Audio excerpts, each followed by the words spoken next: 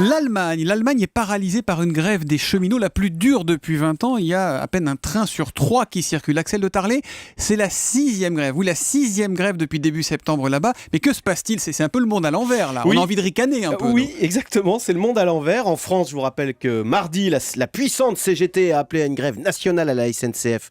Flop total, tous les trains ont roulé en France. Et voilà qu'en Allemagne, un petit syndicat de cheminots est en train de paralyser tout le pays. La grève a commencé hier dans le fret. Elle s'étend aujourd'hui dans le transport de voyageurs. Elle va durer tout le week-end jusqu'à lundi, ce qui va énormément perturber d'ailleurs les célébrations de ce week-end à Berlin pour les 25 ans de la chute du mur de Berlin. Voilà. Alors que les motifs de cette grève, bon, ils sont pas très originaux.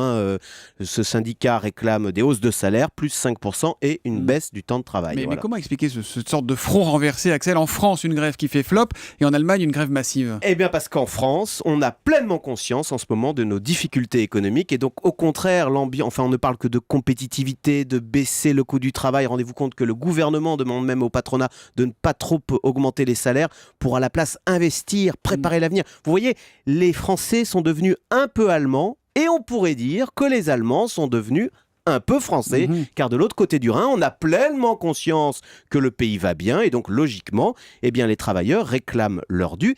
Et c'est d'ailleurs exactement ce que constate la Commission européenne dans sa toute dernière étude qui vient de sortir.